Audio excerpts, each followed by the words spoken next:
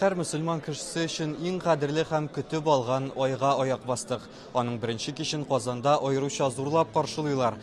Мондагы ифтар башкаларыннан аерылып та тора әле, чөнки ул Төркиядәге җир тетрәү нәтиҗәсендә һәлак булган кешеләр истәлегенә багышланган.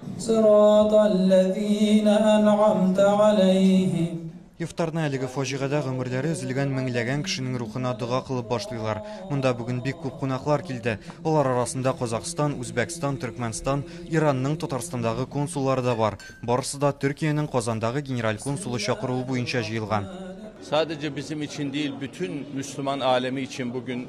Türkiye'deki facia bizni bik nokta trendirdi. Çünkü anda 50 mingden artık kişinin ömrü üzüle. Bizge barlık millet vakilleri yardım vakildi. Alar gumanitar yükler, volontörler jiberip de buluştular. Biz mında barsına da rahmet eytirge jıyıldık. İftarlarda кайбер кешеләр белән без елда бер тапкыр гына очрашабыз, күрешәбез.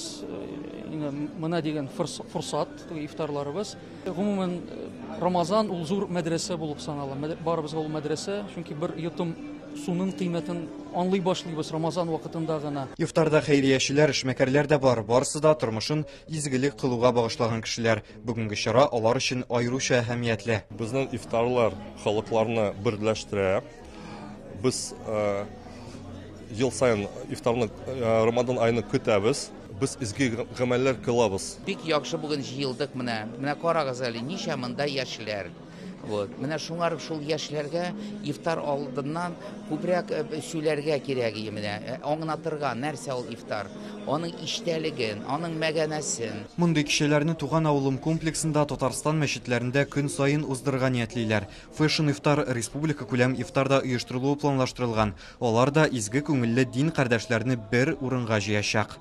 Рамазан 22 мартта башланып, 21 апрельдә тәмамланачак. Бу барлык мөселманнарны берләштерә торган ай. Рамазан барлык туганнарны очраштыра, ә иң мөһиме аларны изге гамәлләр кылдыра.